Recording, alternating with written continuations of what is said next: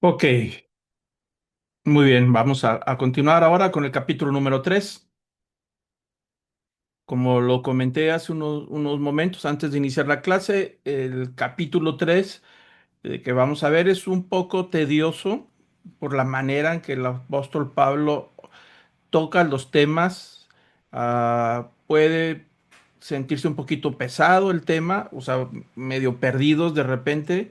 Voy a tratar de explicarlo lo más sencillo posible sin profundizar tanto, pero si por alguna razón se pierden, no se desanimen, es normal, pueden volver a escuchar la clase, pero es el estilo del apóstol Pablo porque él se está dirigiendo a un público que él asume que entiende totalmente las cosas que le está explicando. Y se refiere principalmente a los cristianos de trasfondo judío que están en la iglesia ahí de Roma.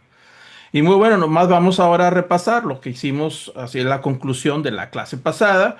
Llegamos a la conclusión que los gentiles paganos pues no tienen ninguna excusa delante de Dios por cuanto hay toda una revelación natural en la creación y no tienen excusa de decir que Dios no existe y que por supuesto están bajo el pecado por la manera en que desvirtuaron toda la relación con Dios por todos los cambios que hicieron y que estaban bajo el pecado y que solo el poder del Evangelio los puede salvar.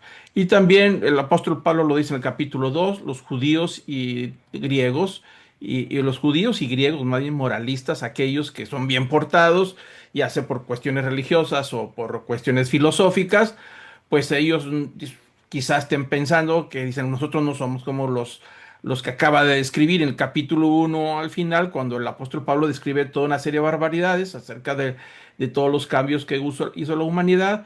Entonces el apóstol Pablo dice que esa presunción, final de cuentas, es un pecado, el tratar de ver hacia abajo a los demás, que ellos son perfectos, que no son como los demás y que de alguna manera u otra también en esa soberbia están bajo pecado y que solo el poder del evangelio los puede salvar. Y el pueblo judío que toca en el capítulo 2 también, que dicen, bueno, nosotros pues somos judíos y somos el pueblo elegido y tenemos muchas cosas, tenemos una relación con Dios como pueblo escogido. Y entonces el apóstol Pablo va a tratar de explicar que por qué también los judíos finalmente están bajo el poder del pecado, por cuanto no siguieron las instrucciones del pacto, y solamente el poder del evangelio lo puede salvar. Y estuvimos viendo también cómo Jesús, como referencia en el capítulo 23 de Mateo, pues tiene todo ese encuentro con los fariseos y empieza a exponer Jesús todos los errores y las decisiones que tomaban, cómo vivían su religión totalmente desvirtuada, alejada de la realidad y alejada también de la misma ley del pacto, ¿no? Entonces ahí Jesús expone el fracaso del sistema religioso de los judíos.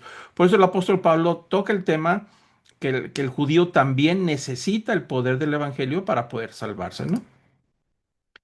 Y entonces, pues, viene la pregunta en el capítulo 3 donde se inicia entonces, Pablo se adelanta y está tratando de pensar o adelantarse lo que puedan decir los judíos cristianos que están en Roma, diciendo, bueno, entonces, ¿qué ventaja tiene el ser judío? ¿Cuál es el beneficio de la circuncisión? Si realmente nosotros también estamos fracasados y el sistema religioso judío está fracasado, dice, entonces, ¿qué sentido tiene el ser judío? Debe de haber algún beneficio. Y bueno, vamos a entrar ahí con este tema, capítulo 3 versículo 1 donde se hace esa pregunta. Dice, ¿cuál es entonces la ventaja del judío? Dice el apóstol Pablo, ¿y cuál es el beneficio de la circuncisión? Acordemos que todas estas preguntas que el apóstol Pablo está haciendo, son muchas las preguntas que hace, tiene como propósito ser ¿cómo se dice? Resprospectivos, o sea, son preguntas que uno se hace al interior para poder analizar y poder descubrir lo que está sucediendo. Entonces el apóstol Pablo se hace las preguntas y le hace la pregunta al pueblo de Israel que ellos se están preguntando, entonces, ¿qué ventaja tiene el judío y cuál es el beneficio de la circuncisión? Es decir, ¿cuál es el beneficio entonces de ser el pueblo de Israel y estar viviendo bajo el pacto? Si finalmente nosotros también necesitamos el evangelio, ¿no? Esa es la pregunta que se hace. Entonces, dice el apóstol Pablo como respuesta, dice, pues grande, grande en todo sentido. O sea, sí hay una ventaja, definitivamente. Dice, en primer lugar, porque a ellos les ha sido confiado los oráculos de Dios. Aquí interesante que el apóstol Pablo está diciendo a ellos, al grupo de los que se hacen esa pregunta y que están tratando de responderse, pues entonces, ¿para qué somos el pueblo de Dios? Y dice el apóstol Pablo, pues sí, tienen una ventaja, eso no se puede negar, tiene mucho sentido, porque Dios les confió a ellos los oráculos. La palabra oráculos quiere decir las revelaciones o la manera en que Dios se mostró al pueblo de Israel a través de los profetas, a través del profeta Moisés con toda la ley, que son los primeros 5 libros del Antiguo Testamento. Ahí está toda la regulación de la vida religiosa, de la vida espiritual, de la vida civil, la vida social, la vida alimentaria, la vida del judío en sentido religioso. Todos los aspectos de la vida están ahí en la ley, más las revelaciones que Dios dio a través de los profetas. Dijo, les fue confiado a ellos. Es decir, fue un pueblo elegido en donde Dios les está confiando parte de todos sus planes y las profecías y la atención que Dios tenía hacia ellos. Dice, pues por supuesto que llevan una ventaja. Entonces, tienen ese privilegio, pues tienen ese privilegio, pero esa ventaja que ellos tienen de tener la ley que le fue revelada, los escritos de los libros proféticos, de todas esas profecías y todo eso que vemos en el Antiguo Testamento, pues es una ventaja porque finalmente ellos ya sabían acerca de las profecías o al menos hicieron oídos sordos. Acordémonos que Jesús tiene una ocasión, un encuentro con los fariseos y los escribas y los estudiosos de la ley. Dice, si no me creen a mí, porque no creían en Jesús, dice, cuando menos busquen en la ley qué es lo que habla de mí. La ley habla de que yo iba a venir y les invita a los fariseos, pues vayan y busquen la ley, vayan y busquen los profetas, están hablando de mí, pero si no creen a la ley y los profetas, pues cuando menos crean a Moisés, el mayor de los profetas que tiene el judaísmo. Dijo, él también habló de mí. Entonces sí hay un reproche en cierta manera cuando Jesús les dice a los fariseos de que tenían que buscar en la ley todo lo que hablaba acerca del Mesías venidero, del príncipe Mesías, del rey Mesías.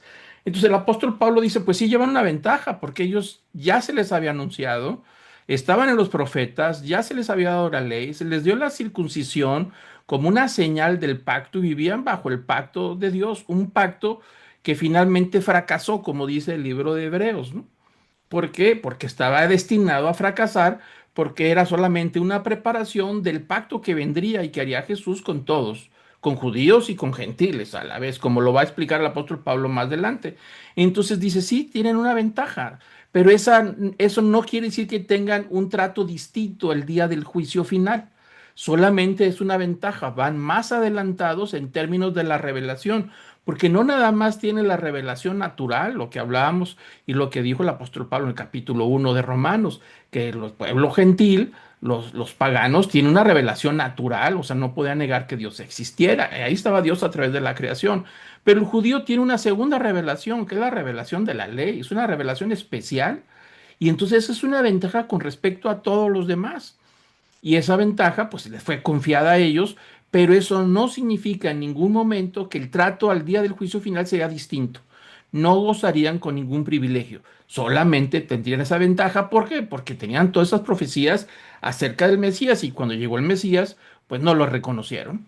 Como dice uno de los profetas en Isaías también, y como dice el Evangelio de Juan, el capítulo 1, a los suyos vino y los suyos no lo recibieron, refiriéndose a Jesús, ¿no? Entonces sí tienen ventaja, por supuesto, en gran sentido, se les confió que fueron los guardadores de la ley y toda la vida del judío funciona alrededor de la ley, pero esa ventaja no sirve, no les es útil para el día del juicio final. Dios no va a dar un trato distinto a ellos, como va a tratar de juzgar a todo mundo, ¿no? Finalmente a toda la humanidad.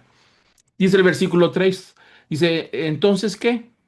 ¿Y tú cuál es la conclusión? Dice, si algunos fueron infieles, ¿acaso la infidelidad anulará la fidelidad de Dios? Y ahí el apóstol Pablo está diciendo que una parte del pueblo judío realmente nunca siguió la ley, nunca se portó bien y siempre vivió en pecado. Es cuestión nomás de revisar los profetas del Antiguo Testamento que siempre están llamando al pueblo de Israel a enderezar su camino, a regresar a los principios de Dios. Y es cuestión del que quiera profundizar un poquito que lea el libro de Lamentaciones del profeta Jeremías, cómo estaba la idolatría dando tremendos golpes fuertes a los principios de la ley de Dios y cómo los mismos reyes fueron los principales idólatras y promotores de la idolatría y del pecado, sacrificando a sus hijos y haciendo una serie de cosas, ¿no? Ahí está la realidad. Entonces dice el apóstol Pablo, si algunos fueron infieles, entonces quiere decir que Dios va a anular o va a bloquear su propia fidelidad. Es decir, si Dios va a dejar de ser fiel, dice el apóstol Pablo en este versículo que Dios es fiel y que por lo tanto es digno de confianza, a pesar de la infidelidad del pueblo de Israel. Pero el infiel no es digno de confianza. Entonces ahí tenemos las dos partes. Pero a pesar de que el infiel, el pueblo de Israel, no es digno de confianza porque ha fracasado a lo largo de la historia, pues Dios sigue siendo digno de confianza al cumplir su promesa, a pesar de la falta de confianza del infiel. Entonces parece un trabalenguas cuando dice el apóstol Pablo, si algunos fueron infieles, ¿acaso Dios va a anular la fidelidad? Su fidelidad dice de ninguna manera. A pesar de que el pueblo judío fue infiel, Dios va a mantener la promesa de lo que anunció desde el principio de Génesis acerca de la salvación, las promesas a través de los profetas de mandar un Salvador y de salvar al pueblo de Israel, porque finalmente Dios tenía intención también de salvar al pueblo de Israel, pero el pueblo de Israel tenía el propósito de llevar y anunciar esa salvación al mundo gentil, como lo va a explicar él más adelante, el apóstol Pablo, en los siguientes capítulos, ¿no? Entonces dice el versículo 4 de ningún modo Dios va a seguir siendo fiel. Antes bien, dice, sea hallado, Dios verás, aunque todo hombre sea hallado mentiroso, como está escrito, para que seas justificado en tus palabras y venzas cuando seas juzgado. Recordemos, palabras mayúsculas significa que está citando un pasaje, un texto del Antiguo Testamento, ¿no? Entonces, Dios es encontrado o es encontrado que es el vencedor y el pecador es el perdedor en este dilema. Por eso dice el apóstol Pablo, Dios va a cancelar entonces sus promesas porque el pueblo de Israel fue infiel de ningún modo. Y la expresión de ningún modo dice, de ninguna manera, eso no es posible. ¿Por qué? Porque si Dios cancela las promesas a pesar de la infidelidad de Israel, entonces significaría que Dios es infiel. Dios lo prometió y Dios dijo que lo iba a hacer. Es decir, que definitivamente iba a salvar a la humanidad, incluyendo, por supuesto, al pueblo de Israel. Por eso dice, antes bien, dice, que se ha hallado Dios verás. Es decir, que cuando llegue el día del juicio final, Dios justo estará hablando con la verdad. Y si todo hombre se ha hallado mentiroso, es decir, que no tiene el argumento necesario para justificarse a sí mismo delante de Dios, sino que no tiene argumentos ni tiene herramientas para defenderse en el día del juicio. Entonces dice el apóstol Pablo, citando al Antiguo Testamento, dice, para que seas justificado en tus palabras, es decir, que aquel que reconoce su posición, que no tiene argumentos para defenderse delante de Dios y que reconoce que es pecador, entonces pues va a ser justificado y puedas vencer cuando el día del juicio, es decir, salir victorioso el día del juicio a través de reconocer que somos pecadores en lugar de mantenernos firmes en nuestra soberbia de que no hemos hecho nada malo, ¿no? Entonces ahí está aplicando todo esto al pueblo de Israel porque está hablando del pueblo de Israel porque la pregunta que inició el versículo 1 de Romanos 3 es decir, entonces, ¿qué sentido tiene judío, ser judío? ¿Qué sentido tiene entonces estar circuncidado, ¿no? Y dice el versículo 5 dice, y si nuestra injusticia hace resaltar la justicia de Dios, ¿qué es lo que vamos a decir? Bueno, lo que está diciendo el apóstol Pablo dice nuestra injusticia, es decir, refiriéndose a pecado. Por eso, siempre que encontremos la palabra injusticias, está hablando de pecado en la manera en que el pueblo se ha relacionado con la ley de Dios, que a pesar de que tenían la ley y se les fue confiado, agarraron el camino del pecado. Dice que la injusticia del pueblo de Israel, el pecado del pueblo de Israel, hace resaltar la justicia de Dios. Y tú dice el apóstol Pablo, entonces, ¿qué vamos a decir? ¿Acaso Dios es injusto que expresa su ira? y se habla en términos humanos. Lo que está diciendo el apóstol Pablo está diciendo, ok, si mi manera de ser, somos pecadores, el pueblo de Israel es pecador, y por causa de esa injusticia y ese rumbo equivocado y ese fracaso del pueblo de Israel, hace resaltar la justicia de Dios, es decir, se hace patente la gracia y la misericordia en que Dios quiere salvarlos por causa de la maldad. Cuando hablemos de justicia de Dios, quiere decir la manera en que Dios va a salvar al pueblo de Israel y va a salvar también a los gentiles, porque ese es el plan desde el origen. Entonces Dios, a la manera en que abunda el pecado, es decir, entre más fue pecador el pueblo de Israel, hace resaltar, hace más patente, más manifiesta la justicia de Dios de querer salvarlos. Y entonces dice el mismo apóstol Pablo con otra pregunta, entonces ¿es Dios injusto que expresa su ira?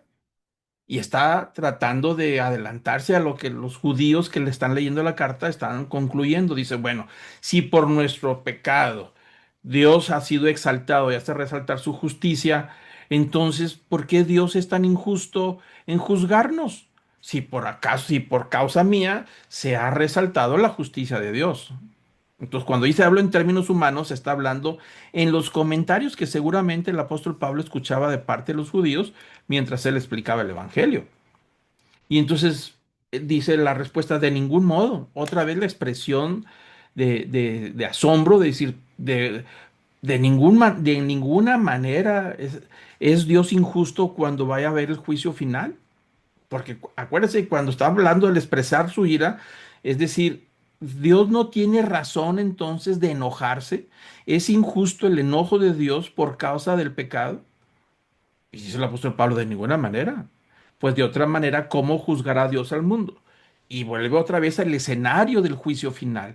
Y está diciendo que nadie le va a poder reclamar a Dios que es injusto, que por causa del pecado la justicia de Dios ha sido resaltada o exhibida o engrandecida, que es la misericordia y la compasión del rescate, de la gracia de la salvación, entonces nadie va a poder reclamar diciendo, bueno, por causa nuestra apareció entonces la justicia de Dios.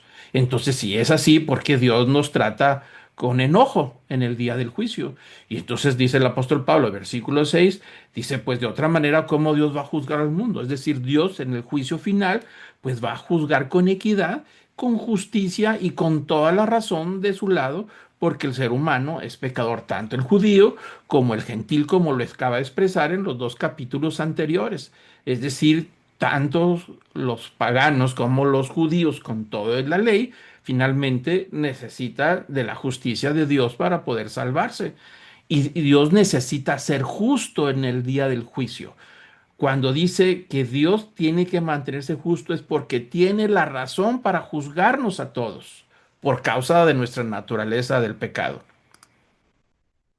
Por eso les digo, tengan paciencia, no se me vayan a confundir tanto, pero vamos a tratar de explicarlo con más sencillez y lo podemos escuchar después.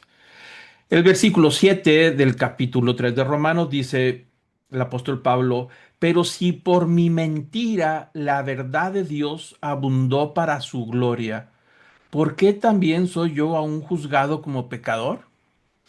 Vamos a analizar el versículo. Y dice, por mi mentira, es decir, por mi pecado, por los cambios que hizo la humanidad. Es decir, si por mi mentira, que la verdad que es de Dios abundó en su gloria, y volvemos al mismo punto de lo que habló el versículo 6. Si por causa de mi mentira, mi pecado, la verdad de Dios fue engrandecida para gloria de Dios, entonces, ¿por qué yo soy juzgado como un pecador si yo he provocado que la verdad de Dios sea abundante para su gloria? Es decir, que Él sea exaltado en misericordia y sea exaltado en compasión y que sea exaltado porque Él es veraz y porque tiene la razón y eso exaltación es por causa de mi pecado, es decir, por la mentira que he hecho al cambiar la gloria de Dios por la gloria del ser humano, ¿no? Y entonces, bueno, repito esto porque es necesario analizarlo de varios lados. Entonces concluye, dice, pues, si es así, entonces, pues ¿por qué me echan a mí la culpa? Dice el apóstol Pablo, refiriéndose a aquel que está tratando de encontrar un argumento para defenderse delante de Dios. Y si entonces la cosa es así, que todos somos pecadores, pero gracias a que todos somos pecadores, entonces Dios fue engrandecido y entonces la verdad de Dios abundó, es decir, se manifestó grandemente para la gloria de Dios, pues entonces yo no soy tan malo, porque yo por mi pecado he provocado entonces la grandeza de Dios. Entonces, si es así, pues ¿por qué me está juzgando? ¿Por qué Dios me juzga? Si gracias a que como soy yo, mi maldad, Dios está siendo engrandecido por causa de su verdad. O sea, él está tratando de explicar los argumentos que él escuchaba mientras él predicaba entre el mundo judío, ¿no? Cómo se defendían de lo que el apóstol Pablo decía. Y el versículo 8 dice, bueno, ¿y por qué no decir? Dice el apóstol Pablo. Está tratando una vez más de agregarle a lo que la gente decía y los judíos que decían mientras iban a las sinagogas a compartir el evangelio. Y luego le agrega el versículo 8 y dice, ¿por qué no decir cómo se nos calumnia y como algunos afirman que nosotros decimos? Es decir, el apóstol Pablo está agarrando un rumor o los comentarios que hacían después de que le daban los argumentos a Pablo tratando de defenderse, de no aceptar el evangelio, la justificación o el perdón, porque se defendían y entonces algunos decían que calumniaban a los primeros cristianos, a estos primeros evangelistas que decían que entonces hagamos el mal para que venga el bien. Entonces, eso es lo que decían. Bueno, decía el apóstol Pablo, si lo que tú estás diciendo entonces, que gracias a nuestro pecado, nuestra naturaleza de pecado y que nos portamos tan mal, se engrandeció la gloria de Dios, se engrandeció su verdad y abundó su misericordia, entonces nosotros no somos tan malos. Si es así, pues sigamos portándonos mal y más mal para que entonces abunde la grandeza de Dios y abunde para su gloria. Un argumento, por supuesto, de necedad que decía el apóstol Pablo.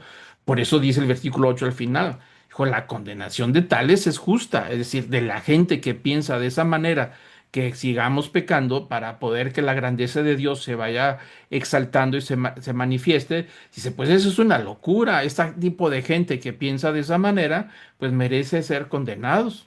Y esa condenación, pues es justa por el razonamiento que tienen de pensar que por causa de su pecado la grandeza de Dios y la gloria de Dios abundó y se hizo manifiesta. Es decir, tratan ellos de analizar y buscar el argumento para rechazar el Evangelio y el apóstol Pablo está tratando de explicar por qué razón esos argumentos no tienen validez, que más bien serían motivo de condenación. El versículo 9 entonces saca él esas conclusiones, dice el apóstol Pablo, entonces ¿qué? Me llama la atención esa palabra, entonces ¿qué? Como diciendo, bueno, ¿qué vamos a concluir de todo esto que estamos hablando? Dice el apóstol Pablo. ¿Somos nosotros mejores que ellos? Y aquí es interesante que la palabra usa nosotros, dice el apóstol Pablo, refiriéndose a él como judío, porque se está dirigiendo a judíos y judíos seguidores de Jesús y seguramente a judíos que estaban simpatizando con el cristianismo, pero no se habían convencido totalmente, y a judíos que razonaban equivocadamente como lo acaba de citar en el versículo anterior. Entonces dice, bueno, entonces somos mejores que ellos, refiriéndose, ¿el judío es mejor que los gentiles? Por causa de la ley, por causa de la circuncisión y por causa de todos los adelantos y todas las ventajas que tiene de tener una relación con Dios especial. Dice, otra vez usa la palabra, de ninguna manera. Pues esa es una expresión firme y fija, decir, no hay manera de ser mejores nosotros que ellos. Dice, porque ya hemos denunciado que tanto judíos como griegos están todos bajo pecado. Y cuando se refiere el versículo que dice hemos denunciado, se está refiriendo al capítulo 1 y al capítulo 2 donde él expone, el apóstol Pablo, su denuncia de que ninguno, ni gentiles, ni filósofos, ni judíos religiosos, ni el pueblo de Israel con toda la ley, la circuncisión y los profetas y toda esa revelación que tuvo especial, con todo y todo, dice, lo hemos denunciado. Y cuando dice denunciado, como si hubiera puesto una denuncia delante del trono de Dios, o sea, que ninguno, finalmente, ni judíos ni griegos, todos estábamos bajo la condenación del pecado en general. Entonces, por eso dice el apóstol Pablo, ¿qué es lo que nosotros vamos a presumir? ¿Somos mejores como judíos, mejores que los demás? Porque aquellos sí se portaron mal, hicieron una serie de barbaridades con los templos, con los ídolos, con todas esas cosas que han desvirtuado.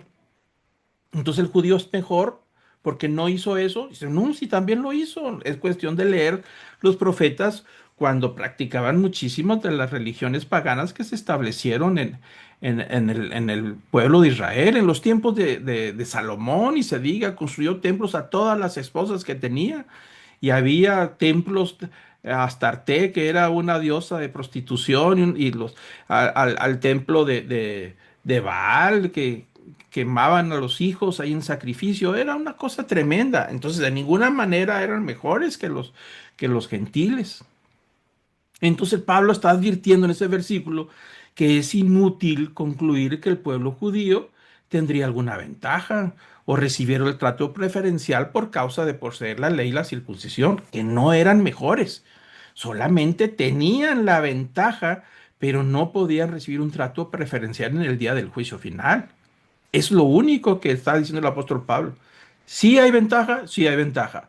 ¿Les va a servir para tener un trato especial? No, pero esa ventaja les sirve para entender que ya estaba todo profetizado acerca del Mesías. Y entonces lo que les tocaba era aceptar las profecías y recibir al Mesías sin ningún obstáculo, pero por supuesto no lo hicieron. Entonces, a partir del versículo 10, el apóstol Pablo va a empezar a citar como fuera un collage de versículos del Antiguo Testamento, de entre los profetas, para describir la maldad del ser humano y la maldad también del pueblo de Israel. Por eso dice, como está escrito, él quiere describir la maldad, que no son mejores que nosotros. Por eso, ¿somos mejores que ellos? No. Y empieza a describir por qué razón no son mejores que nosotros. Y empieza a citar versículos del Antiguo Testamento. Dice, no hay justo ni aún uno. Es decir, no hay ninguno, ninguno. Todos somos pecadores. Dice, no hay ni siquiera uno justo que merezca ser justificado por sí mismo. Entonces dice el versículo 11, no hay quien entienda, no hay quien busque a Dios.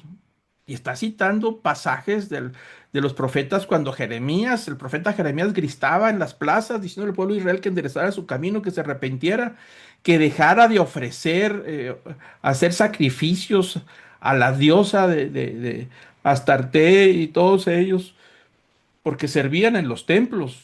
Finalmente hasta los sacerdotes y los levitas terminaron sirviendo en templos paganos. Por eso dice el versículo 12, todos se han desviado, aún se hicieron inútiles. No hay quien haga lo bueno, no hay ni siquiera uno. Es decir, el pueblo en general, la masa gigantesca del pueblo de Israel se desvió. Por eso fue llevado cautivo hasta Babilonia. Por eso cuando regresan de Babilonia, en el libro de Nehemías, que están reconstruyendo Jerusalén, empezó todo el pueblo que regresó y construyeron las murallas y construyeron el templo. Todo el pueblo se pone de rodillas y pide perdón a Dios. Y entre la oración que hacen dice, te pedimos perdón por los pecados de nuestros padres. Es decir, esto venía de generaciones atrás. Entendieron que fueron llevados cautivos a Babilonia por causa de que nadie hacía lo bueno y ni siquiera había uno. Entonces, ¿qué es lo que dice? Parece como que el proyecto de Dios se echó a perder. Es cuestión de ver el pasaje del libro de Jeremías, cuando el Señor le da al profeta Jeremías un mandato y se ve a la casa del alfarero. Y entonces dice que bajó a la casa del alfarero y el Señor le dijo, ¿qué es lo que estás viendo? Pues veo que el alfarero está tratando de hacer una olla, pero se le echó a perder en sus manos. Dice, bueno, así es el pueblo de Israel conmigo. Se ha echado a perder en mis manos. Yo soy el alfarero y he querido hacer algo con él, pero se rebeló. El barro se rebela y no quiso que yo hiciera con él lo que yo tenía planeado. Entonces, dice el pasaje en Jeremías que el alfarero hizo otra vasija totalmente diferente. Entonces, eso es lo que está tratando de decir el apóstol Pablo, de acuerdo a lo que está sacando como collage de diferentes pasajes del Antiguo Testamento. Y luego dice el versículo 13, sepulcro abierto es su garganta. Engañan en continuo, son sus lenguas, veneno de serpientes hay bajo sus labios. Y se refiere, por supuesto, a todas las cuestiones políticas y de intereses personales de los reyes, de los hijos de los reyes, de los sacerdotes, el gran negocio que hicieron en el templo cuando Jesús va. y echa fuera a todos los comerciantes. Era un negocio gigantesco de los sacerdotes y de los levitas. Ellos eran los dueños del mercado y tenían grandes ganancias. Entonces habían echado a perder todo, pero cuando dice sepulcro abierto es su garganta, habla de los niveles de corrupción y de pudredumbre que había en la sociedad israelí. Y tenían la ley y tenían la circuncisión, era la ventaja que ellos llevaban, pero finalmente no la aceptaron, hicieron lo que quisieron. Por eso dice, el engaño está continuamente en su lengua. Veneno de serpientes hay bajo sus labios. Y eso me recuerda cuando Jesús le dijo a los fariseos en el pasaje que leímos la sesión pasada de Mateo 23, dijo, serpientes, camada de víboras, ¿quién los enseñó a huir de la ira venidera? Y cuando se refiere a ira venidera se está refiriendo al día del juicio, como la serpiente que huye cuando siente los pasos que alguien se va acercando. Entonces el apóstol Pablo está justificando por qué razón él está diciendo que el pueblo de Israel no es mejor que nosotros, sino que ha participado igual como los gentiles en las desviaciones y los gentiles por ignorancia, aunque tenía la revelación de la creación. Versículo 14 dice, llena está su boca de maldición y de amargura. Sus pies son veloces para derramar sangre.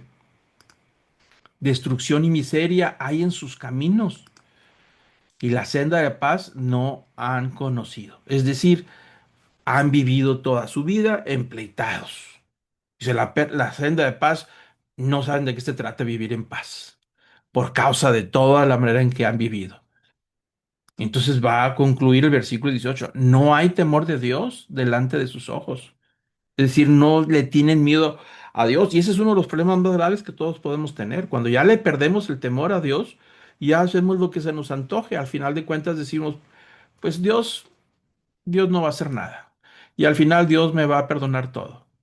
Y ese es un error de nuestros días también, que en esta generación en que nos ha tocado vivir, el temor de Dios es cada vez menos. Entonces la gente hace lo que quiere porque no tiene temor de Dios. Entonces, ¿qué es lo que tenemos ahí en la conclusión? Dice el apóstol Pablo, no hay justo ni aun uno, es decir, todos han pecado. Y si vemos la gráfica, que ahí aparecen unas gotas de lluvia, es decir, tanto gentiles, paganos, moralistas, los judíos están bajo la lluvia del juicio de Dios, de la ira de Dios. Porque no hay justo ni uno solo. Uno solo, dice el apóstol Pablo, no hay. De ninguna manera puede librarse de la ira de Dios, del día del juicio. Todos estamos bajo el juicio de la ira de Dios, finalmente.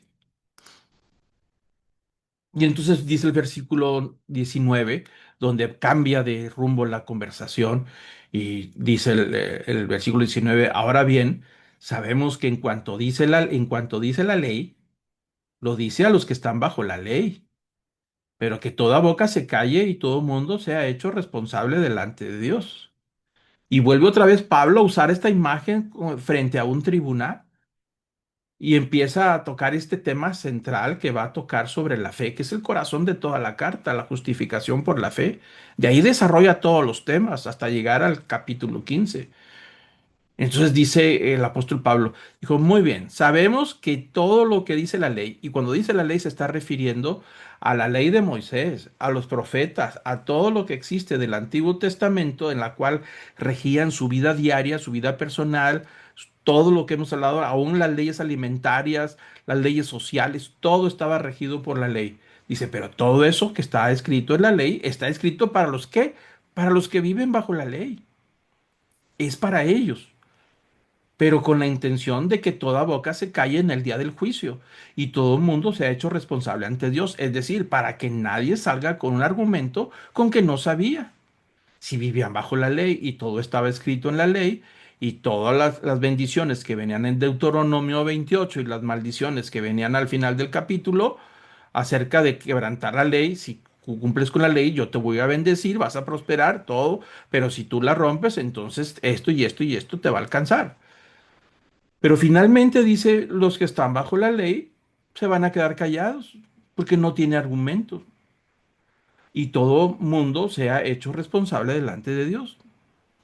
Parte del problema que tenemos en nuestra sociedad actual vivimos en una sociedad humanista. Es decir, el humanismo aunque suena muy bien, ahora recientemente ha habido más exaltación del humanismo, donde dice que el centro de la vida es el ser humano y que el ser humano debe de desarrollar su vida en todo su potencial para alcanzar y tener éxito en todo lo que haga, desarrollo personal y el desarrollo de su vida social, el desarrollo de sus talentos, de su persona. Todo eso suena muy bien, pero ha venido acarreado también con las ideas de que el ser humano es responsable solamente ante sí mismo. Es decir, yo todo lo que hago soy responsable nada más yo y soy responsable delante de mí y solamente a mí me voy a dar cuenta. Así es que lo que yo haga con mi vida a nadie le interesa y a nadie le tengo que dar cuentas de por qué hago lo que hago. Entonces, el asunto está en que el principio de la ley es que el hombre es responsable delante de Dios. Si yo cometo pecado, soy responsable delante de Dios y por supuesto delante de los demás. Entonces dice el apóstol Pablo que los que viven bajo la ley están bajo la ley, pero que en el día del juicio se debe de quedar callado porque no tiene argumentos y que finalmente todo el mundo, es decir, gentiles y judíos, somos responsables delante de Dios. Versículo 20 dice, porque las obras de la ley, ningún ser humano será justificado delante de él, pues por medio de la ley viene el conocimiento del pecado. Vienen dos puntos en el versículo 20. Uno dice, las obras de la ley. ¿A qué se refiere las obras de la ley? A vivir bajo la ley del Antiguo Testamento, la ley del sábado, la ley alimentaria, que no puede comer puerco y no puede comer camarones y no puede comer cabrito en sangre, las contaminaciones, los sacrificios, lo que les permitían y no le permitían. Todo eso es vivir en obras para cumplir la ley. Pero dice el apóstol Pablo que los que viven bajo la ley, aunque cumplan y traten de cumplir todos esos rituales, las purificaciones y los sacrificios del antiguo pacto, no tienen la capacidad para salvarlos. ¿Por qué razón? Porque dice el apóstol Pablo que la ley, el único propósito que tiene la ley es el conocimiento del pecado. Entonces vive bajo la ley, es decir, cumple o hace el intento de cumplir, aunque ha demostrado que finalmente vive bajo pecado, porque la ley no puede de ninguna manera justificar al pecador delante de Dios, porque no es, la justificación no es algo que alcanzamos a través de algo que nosotros hicimos, no depende de mi capacidad de hacer el bien o hacer el mal. Yo puedo cumplir con la ley, pero finalmente el cumplimiento tiene que ver con la obediencia a la ley, pero aunque sea obediente a la ley carece de la capacidad para justificarme delante de Dios, para declararme justo. No se puede, no hay manera, porque dice el apóstol Pablo que el único objetivo de la ley es el conocimiento del pecado. Es decir, que a través de la ley nos diéramos cuenta de las cosas que no debemos de hacer, que las cosas que las cuales no podemos vivir. Es un hecho que si nosotros estamos en la sociedad donde hay leyes que regulan nuestra convivencia y hay leyes que son ausentes porque nunca se hicieron, pero con el tiempo aparece una nueva ley y a partir de ahí pues ya eres infractor de la ley, pero antes no. Si me explico, por ejemplo, si yo estoy manejando mi auto y en cierta esquina no tiene el alto o el stop, yo me paso de largo y no estoy rompiendo ninguna ley. Pero si de repente la gente de tránsito se le ocurre poner un aviso de que ahora es alto obligatorio, a partir de ahí, si yo lo hago como lo hacía antes, pues ahora yo voy a ser desobediente de la ley. Entonces la ley sirve para darme cuenta de las cosas que no me convienen, que no debo de hacer y que me lleva a una naturaleza de reconocer que soy pecador. Es como la ley solamente me ayuda a saber como si estuviera en un espejo, de reflejarme a mí mismo y de descubrirme a mí mismo lo pecador que soy y mi naturaleza de pecado. Entonces dice el apóstol Pablo que la ley no puede de ninguna manera, aunque la cumpla, justificar o salvar a nadie, pero a la vez tiene el propósito de darnos el conocimiento de lo que está bien y de lo que está mal. Cuando a veces vamos a los Estados Unidos y vamos manejando nuestro vehículo y de repente nos pasa la gente de tránsito y nos acaba de decir, lo que acaba de hacer es contra la ley. ¿Cómo? ¿No? Si allá en México eso sí se permite. Pues no, pero ahora está en Estados Unidos. Entonces ahora tiene conocimiento de la ley. Pero eso no quiere decir que porque no lo conocíamos no hace daño, Por supuesto que hace daño. Entonces, todo lo que la ley dice en el Antiguo Testamento y los que viven bajo la ley, pues es para ellos, para su convivencia, para su mantener la relación ahí con Dios, pero de ninguna manera los puede justificar, es decir, los puede hacer justos delante de Dios. Porque la ley solamente viene el conocimiento del pecado. Si yo no conociera la ley, no me daría cuenta que estoy infringiendo la ley. No sabemos que estábamos infringiendo la ley cuando nos pesca la gente de tránsito en Estados Unidos. Dijo, pues sí, pero es una ley. Es que no la conocíamos. Eso no implica que no es infractor de la ley, aunque no la conozca. Acaba de romper la ley, pero usted la ignoraba, pero la acaba de romper. Y tiene que pagar. Y entonces ya te levantaban ahí el ticket para que fueras a pagar la multa. Pero no sabías que estabas infringiendo la ley. Bueno, eso es lo que está haciendo el apóstol Pablo. La ley solamente sirve para darnos conocimiento de lo que es el pecado y el daño que hace en nuestra vida.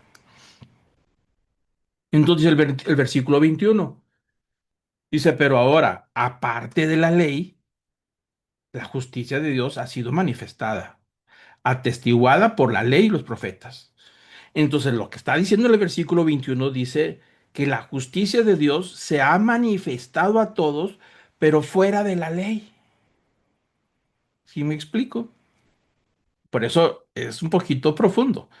La justicia de Dios, no se nos olvide la palabra justicia de Dios, que lo ha repetido mucho y lo va a seguir repitiendo.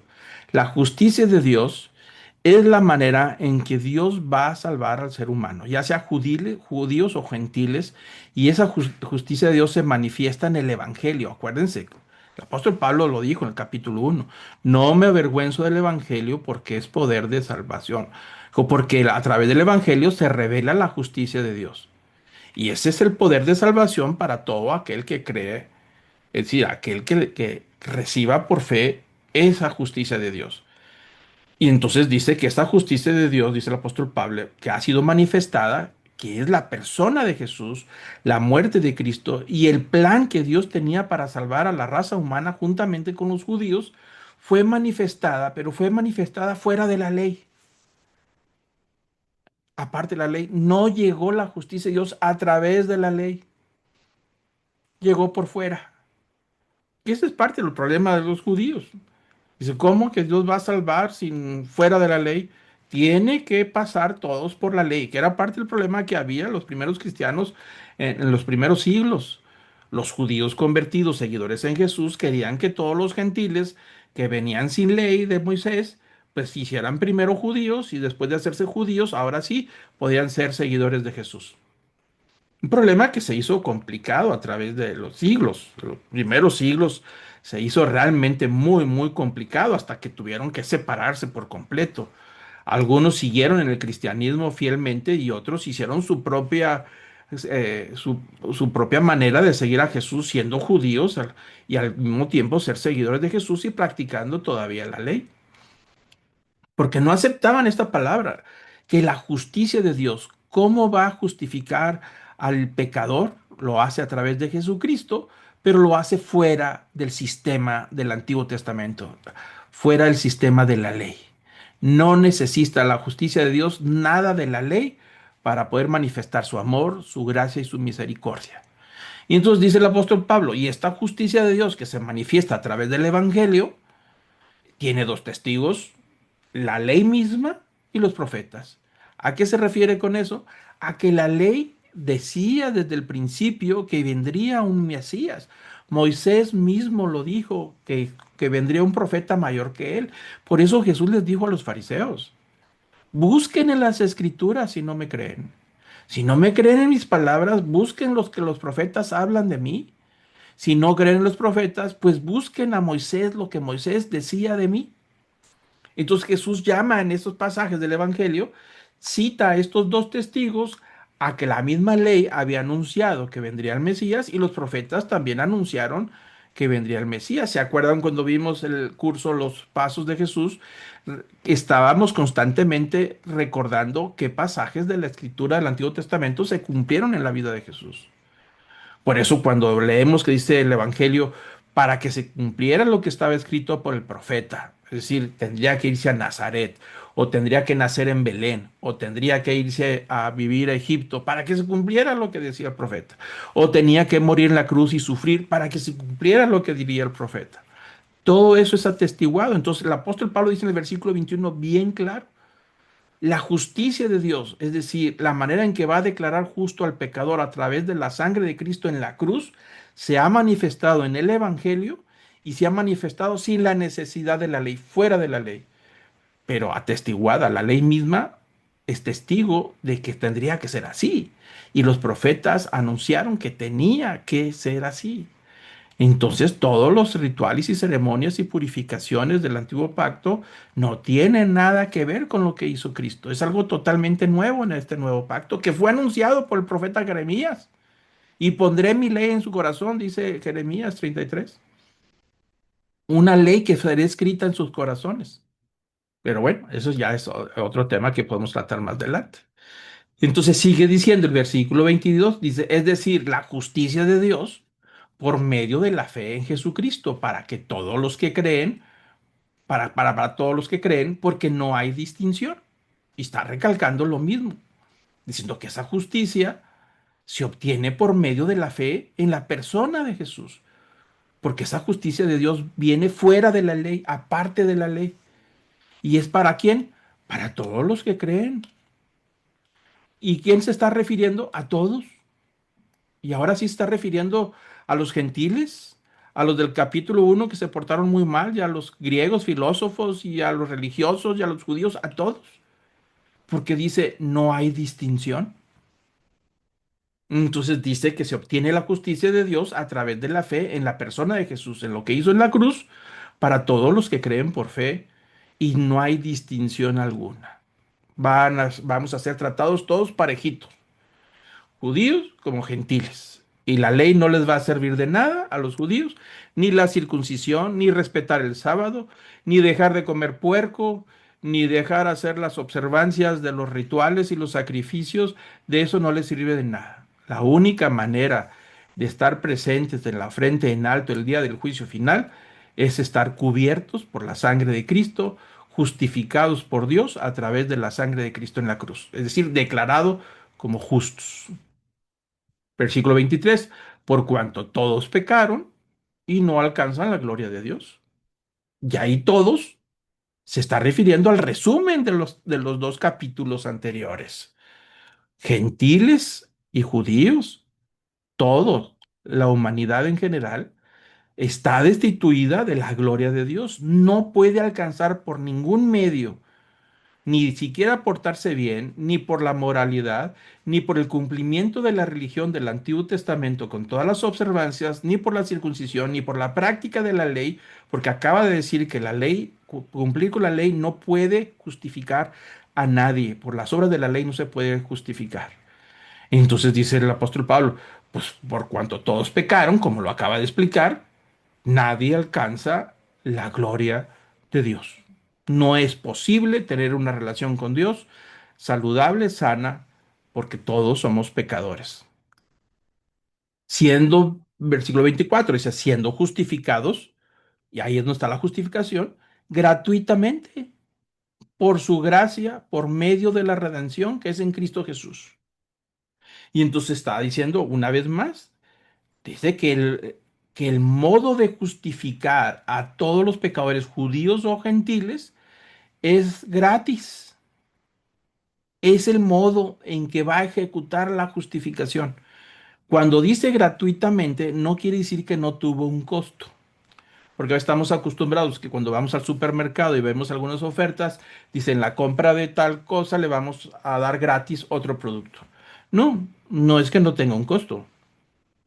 Es que alguien pagó el precio. Y en este caso, dice el apóstol Pablo, que Cristo pagó el precio para poder nosotros ser justificados, es decir, declarados justos. Acordémonos de la definición. Ser justificados es declarar a un culpable justo, como si no hubiera hecho nada, pero sigue siendo culpable, pero se declara justo. Ese acto de Dios, de la justicia de Dios, que mandó a su Hijo a morir en la cruz por nosotros, para que todo aquel que en él creyera tuviera la vida eterna, y que dirigiera su fe a todo el Evangelio de Jesucristo, porque ahí se revela la justicia de Dios, y el resultado natural de la fe hacia el Evangelio es el perdón de los pecados. Y ese perdón de los pecados es justificar a alguien. El perdón de los pecados es perdonarle y quitarle la culpa, aunque seguimos siendo culpables. El hecho de que yo me haya robado un auto, pues eso me hace un criminal. Y si me llevan a juicio, pues el dueño del auto me va a acusar. Pero si viene otro y paga el precio de lo que costaba el auto, porque yo lo eché a perder y se rompió, le paga el auto al que le robé el auto, y entonces el juez declara que ya no hay nada que perseguir, ya no hay ninguna culpa. Pero ¿es culpable? ¿Soy culpable? Sigo siendo culpable porque yo lo hice. Pero la declaración de que ya no es culpable es porque ya no hay nada que perseguir, porque la deuda ha sido saldada. Y entonces por eso dice el apóstol Pablo que los culpables, que gratuitamente, porque alguien vino y pagó la deuda, nos tocaba a nosotros pagar la deuda. Entonces dice, ese acto de Dios, de amor y misericordia, de declarar al pecador justo, ha sido gratis. No nos ha costado a nosotros, le costó a Cristo la vida. Y ese es por su gracia, es decir, darte algo que no merecemos. Eso es lo que significa gracia, darnos un regalo que no merecemos. Este regalo de la justificación gratuita, de declararnos justos aún siendo pecadores, viene envuelto, este regalo de la gracia, envuelto de la sangre de Jesucristo. Es la sangre de Cristo que envuelve toda esta redención. Por eso dice que por medio de este regalo hemos recibido la redención que es en Cristo Jesús, pero viene envuelto en sangre, una sangre santa y pura, que vamos a explicar más adelante lo que es el acto de la expiación en el capítulo de la próxima semana, ¿no? Entonces ahí deja totalmente desarmados a todas las personas religiosas, que porque portarse bien va a ser merecedor de la gracia. Pues no, nadie merece la gracia, ninguno. Por más bien que te portes, tenemos la naturaleza de pecado dentro de nosotros. De eso nadie nos la quita. Entonces, gratuitamente justificados es el modo, la manera en que Dios ejecuta la justificación gratis por la gracia, por medio de la redención de lo que Cristo hizo en la cruz. Y entonces así nos declara justo, ¿no? Versículo 25 dice, a quien Dios exhibió públicamente, refiriéndose a Cristo, que es el que derramó su sangre, por gracia hemos sido perdonados por la sangre de Cristo, y dice que Dios lo exhibió públicamente como propiciación por la sangre a través de la fe, como demostración de su justicia, porque en su tolerancia Dios pasó por alto los pecados cometidos anteriormente. Ahora, aquí hay una palabra interesante que vale la pena explicarlo un poquito. La palabra propiciación. Dice el versículo 25 que Dios exhibió a Jesús en la cruz públicamente como una propiciación por su sangre a través de la fe. La propiciación viene de una palabra que se usaba en el Antiguo Testamento, en el antiguo pacto, en el templo donde estaba el arca de la alianza, está el templo, el lugar santo, y después del velo está el lugar santísimo donde se encontraba el arca de la alianza. Y ahí, en ese lugar, el sumo sacerdote, la máxima autoridad, entraba una sola vez al año en el día de la expiación. Y ahí hacían un sacrificio, que es el chivo expiatorio, donde cargaba las culpas de los pecados de todo el pueblo de Israel y de todos los sacerdotes y de todo el sumo sacerdote también. Y había una vaca alazana que también sacrificaban fuera del templo. Pero con la sangre del sacrificio del chivo expiatorio, entonces venía el sumo sacerdote y entraba adentro del templo donde estaba el arca de la alianza. Y ahí arriba en la tapa, ahí rociaba con la sangre del chivo expiatorio. Es decir, expiaba los pecados de todo el pueblo de Israel y de todos los sacerdotes y de él mismo, del sumo sacerdote también, porque se reconocía como pecador.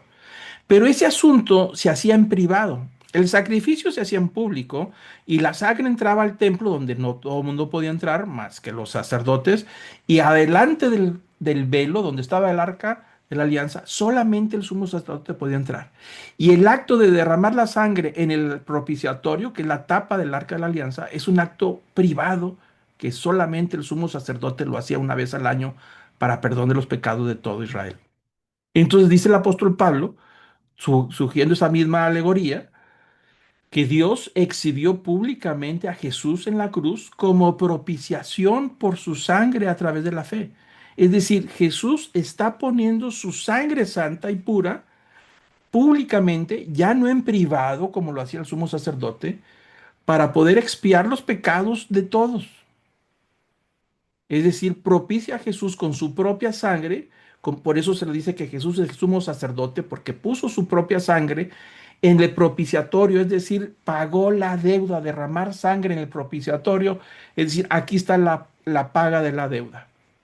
Y Jesús con su sangre, que Dios le exhibió públicamente, delante de todos, derrama su sangre como demostración de la justicia de Dios, porque Dios decidió pasar por alto los pecados cometidos anteriormente. Ahora, está diciendo Pablo que Dios está perdonando los pecados cometidos anteriormente de que Cristo muriera en la cruz. No, solamente los pasó por alto. Quiere decir que lo sacó de la lista, el documento, y lo puso a un lado en tiempo de espera para tratar con esos pecados más adelante. Eso es lo que quiere decir pasar por alto los pecados cometidos anteriormente por todo el pueblo judío. Se los saca, pero no los está perdonando. Es decir, pasó por alto todos los pecados de todos nosotros, pero una vez que Cristo muere en la cruz, derrama su sangre, entonces ahí la persona tiene que recibir por fe el perdón de los pecados a través de la sangre de Cristo Jesús. Y entonces ahí el pecado sí es perdonado. No había otro camino. Por eso la fe apuntaba al Evangelio. ¿Se acuerdan que hablamos que la revelación de la justicia de Dios se revela en el Evangelio por fe y para la fe? Para que la fe aplicada al Evangelio se regrese en la gracia y en el perdón de los pecados. Lo que es lo mismo, la justificación por la fe. Y entonces dice que Dios hizo eso para demostrar en este tiempo su justicia a fin de que Él sea justo y sea el que justifica al que tiene fe en Jesús. Entonces dice que Dios lo hizo público para que en el día del juicio final Dios siga siendo justo y al mismo tiempo Él sea el que justifica, el que se refugia en la sangre de Cristo por la fe. Pero Dios sigue siendo justo. No es un Dios barco, es lo que está tratando de decir. No sé si la expresión es correcta, pero yo recuerdo en la facultad que teníamos maestros barcos, aquellos que al final del semestre, por cualquier ofrecimiento, y te hacía pasar el semestre. Era barco, así decíamos. No, Dios no es barco, Dios es un Dios justo y al final, cuando venga el juicio final, Él va a mantener la posición de pagar a cada uno los pecados que, no- que nos corresponde, lo que nos corresponde por causa de nuestros pecados. Pero si nos refugiamos en la sangre de Cristo por la fe, entonces vamos a ser justificados en el día del juicio y cubiertos por la sangre de Cristo para poder que la ira de Dios no nos alcance, sino ser refugiados en la gracia, en la persona de Jesús. Por eso dice que Dios lo hizo de esa manera para que Él mismo sea el justo, el Dios justo y un juzgado, un juez justo y correcto, y al mismo tiempo sea Él el que justifica a la persona que tenga fe en la persona de Jesús. 6 aspectos de la justificación rápidamente para ir terminando. Somos justificados por gracia, es decir, no lo merecemos. Somos justificados por la fe, y lo va a tocar otra vez Romanos 5. Significa que recibimos la justificación creyendo en la persona de Jesús. Somos justificados por la sangre de Cristo. Eso se refiere al precio que Jesús pagó para ser justificados. La sangre derramada en la tapa de la propiciación delante de Dios, es decir, pagar el precio, eso fue lo que derramó. Somos justificados por su poder. El mismo poder que resucitó a Jesús de entre los muertos es ese mismo poder que nos ha declarado justos, el que ha permitido que en nuestra vida nacer de nuevo a un nuevo hombre y una nueva mujer. Somos justificados por Dios, Romanos 8:33. Es decir, Dios mismo es el que nos cuenta como justos, que nos declara justos. Y somos justificados por obras. Es decir, como Santiago dice, 2:24, no está significando que somos justificados por las buenas obras que nos ganamos la justificación por portarnos bien o por cumplir con los rituales y observaciones de la religión, sino que ese tipo de obras son la evidencia de que hemos sido justificados. Es decir, una persona de nuevo nacimiento, con una nueva fe, una nueva vida, el resultado natural de lo que cree se transforma en obras buenas, es decir, en que ahora su vida es productiva delante de Dios. Pero no lo hace para ganarse la salvación, sino más bien es el resultado de la fe en Cristo de una nueva vida. Esa es la gran diferencia, ¿no? Y vamos terminando, nos quedan 3 versículos. Y dice el apóstol Pablo en la conclusión del final del capítulo 3 dice, bueno, entonces se refiere a los judíos, ¿dónde está la jactancia? Dice, ¿de qué presumes? ¿De la ley? ¿De la circuncisión? ¿Del sábado? ¿De las leyes alimentarias? ¿De los sacrificios en el templo?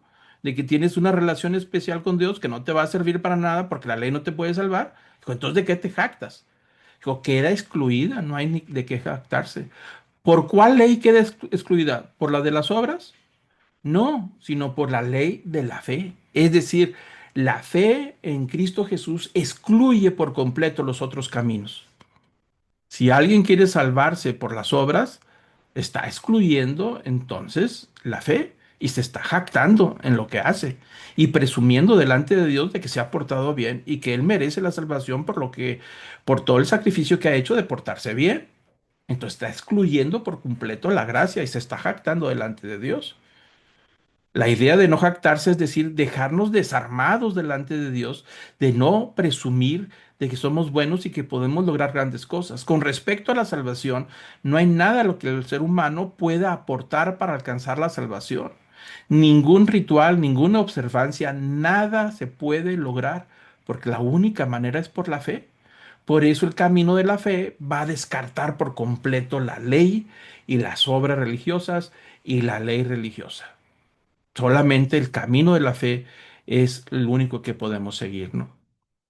Entonces el versículo 28 dice, entonces, ¿por qué concluimos que el hombre es justificado por la fe aparte de las obras de la ley? Es decir, la conclusión es, el hombre, el ser humano, es justificado por la fe fuera de las obras de la ley. Aparte significa sin necesidad, que esto ha sucedido a nivel espiritual fuera de la cobertura de la ley religiosa, de los ritos, de las observancias, de los cumplimientos, de las prácticas. La justificación por la fe está fuera de la ley religiosa, de todas, del judaísmo o del que sea. Esa es la conclusión a la que llega el apóstol Pablo, ¿no? Entonces dice el versículo 29, ¿o es Dios el Dios de los judíos solamente? ¿No es también Dios de los gentiles? Sí, también de los gentiles. Lo que está diciendo que lo que acaba de explicar de la justificación por la fe y que no puede nadie justificarse por las obras de la ley ni los cumplimientos religiosos, dice, ¿es acaso Dios solamente de los judíos? ¿Nada más de los judíos es Dios? Dijo, no. ¿No es acaso Dios también de todos los seres humanos? Pues es Dios de todos nosotros. Al judío le dio una misión y una función que veremos más adelante y un propósito para poder entender lo que el Mesías haría. Pero estamos iguales, tanto ellos como nosotros. No merecemos la salvación, ni tiene privilegios para un trato distinto el día del juicio final. Entonces dice, si Dios es Dios de los judíos y también de los gentiles, entonces todos somos iguales y Dios va a tratar a los gentiles de los judíos de la misma manera. Y termina, dice, porque en verdad Dios es uno, el cual justificará en virtud de la fe a los circuncisos. ¿A quién? A los judíos. Y por medio de la fe, ¿a quién? A los incircuncisos. ¿Quiénes? Los gentiles. Entonces está concluyendo, está cerrando el tema, está diciendo, porque Dios es uno solo, es Dios de judíos y de gentiles, y va a justificar, va a salvar por la fe a los judíos y por la fe a los gentiles. No hay otro camino de salvación para los judíos. No existe. Lo está diciendo aquí muy clarito. Cuando lleguemos a estudiar al detalle el tema, capítulo 9, 10 y 11, lo veremos a más detalle. Las ideas que están circulando recientemente de que el pueblo de Israel se va a salvar porque es judío, aquí está diciendo todo lo contrario. Nadie se va a salvar por cuestión de raza, ni de cuestión de religión, ni por pertenecer a una cuestión genética, ni por pertenecer a un pueblo. Aquí el apóstol Pablo está aclarando fácilmente y fuertemente que solamente hay un solo Dios y hay un solo pueblo, y que ese pueblo está hecho por los justificados se han refugiado por la fe en la persona de Jesús, tanto judíos como gentiles, pero los dos son justificados por medio de la fe. No hay otro camino para nadie. Entonces el versículo 31 dice, entonces, ¿anulamos la ley por medio de la fe? Esta es la pregunta que se va a hacer ahora. Dice, de ningún modo, al contrario, confirmamos la ley. Y aquí parece como que se contradice, pero lo va a aclarar en el siguiente capítulo. Dice, no estamos ah, anulando la ley, sino que la estamos confirmando, porque gracias a la ley apuntaba a la realidad de la persona de Jesús. Anunciaba todo lo que está en medio de la ley, no es más que una sombra, dice el libro de Hebreos. Dice, todo lo que está en la ley es sombra de lo que habría de venir. Apuntaba a la realidad de la persona de Jesús. Una vez que llegó la persona de Jesús, lo de la ley perdió eficacia. Ha caducado, dice el libro de Hebreos, que el antiguo pacto ha caducado y carece ahora de sentido y ya no tiene valor porque vivimos en un nuevo pacto, con un nuevo regidor que es Cristo Jesús. Entonces así queda ahora la cosa. Es decir, Dios va a justificar a gentiles como a judíos y los va a librar al que esté refugiado en el Evangelio de justicia de Dios, donde se revela la justicia de Dios en el Evangelio.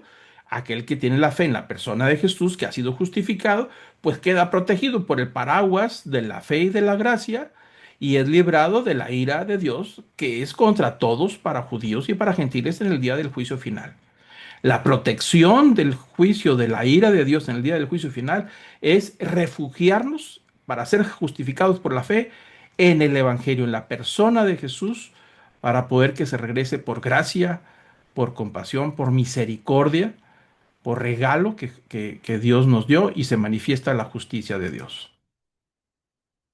Terminamos y el próximo sesión, capítulo 4, el apóstol Pablo ahora va a pasar, después de haber explicado el tema de la justificación, va a pasar a dar un ejemplo de por qué la justificación por la ley, de la fe está fuera de la ley. ¿Por qué Dios justifica por la fe sin necesidad de la ley? Y va a usar un ejemplo muy tremendo, que es la vida de Abraham, que vamos a hablar la próxima semana, cómo lo explica, para poder decir que la justificación viene precisamente por la fe y no por la carne, es decir, no por una genealogía, una raza, no por pertenecer a un pueblo, por pertenecer a una religión, no. La justificación va a llegar por la fe como le llegó a Abraham y lo vamos a explicar con más detalle. Será un tema también muy amplio. Entonces, pues bueno, vamos a terminar con una oración. Voy a pedir que inclinemos nuestro rostro, cerremos nuestros ojos y vamos a darle las gracias a Dios. Padre, gracias Señor.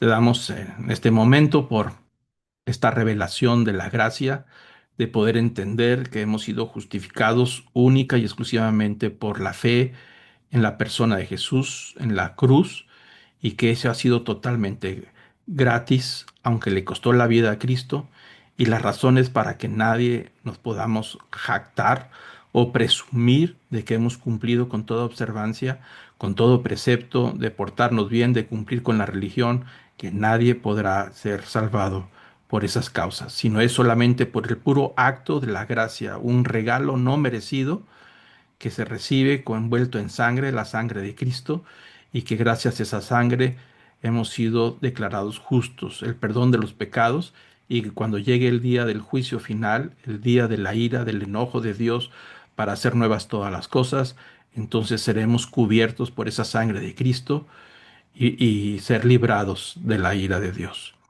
Padre, gracias Señor por esta palabra. Te pido que sea efectiva en nosotros, que podamos llegar a mayor crecimiento y madurez en la vida cristiana. Bendice la vida de cada uno de los que están escuchando, sus familias, sus hijos, sus trabajos, sus planes, sus anhelos. Señor, te pido que seas engrandecido en la vida de ellos y que cada uno pueda conocerte de una manera sobrenatural. Manifiesta tu amor y tu misericordia en ellos, en su vida diaria, y que pueda cada uno alcanzar las metas y objetivos que les has puesto. Gracias te damos en el nombre de Cristo Jesús. Amén.